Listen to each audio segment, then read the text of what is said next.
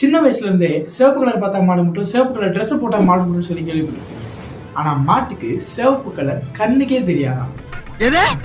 ஆமாங்க, கவுஸ் R colour blind to ரெட்னு சொல்றாங்க. அப்ப என் ஃப்ரெண்டு மாப்பிள்ள எனக்கு சிவப்பு கலர் போட்டிருக்கேன், நீ உனக்கு மாடு முட்டு போகுது பாரு அப்படின்னு சொன்னா வேணா லூசா அப்படின்னு கேட்டீங்கன்னா ஆமா லூசு தான்.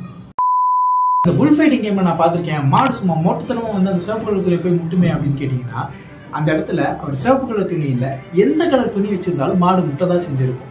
ஏன்னா அந்த மாடு அந்த சிவப்பு கலரை பார்த்து அட்டாக் பண்ணல, அவர் போட்ட அந்த துணியை ஆட்டு ஆட்டு ஆட்டு நாட்டுறாரு இல்லையா, அந்த மூவிங் ஆப்ஜெக்டை பார்த்து தான் அந்த மாடு முட்டை வருது. அது ஒரு பெரிய ஸ்டேடியம்ன்றதுனால தூரத்துல இருந்து பார்த்தாலும் அவங்க கையில் வச்சிருக்க அந்த பிளாக் கிளியரா தெரியணுன்றதுக்காக தான் ரெட் கலர் யூஸ் பண்றாங்க. ஏன்னா ரெட் கலர் ரொம்ப தூரத்துல இருந்து பார்த்தாலும் கிளியரா தெரியும். அதனாலதான் சிக்னலுக்கு கூட ரெட் கலர் யூஸ் பண்றாங்க.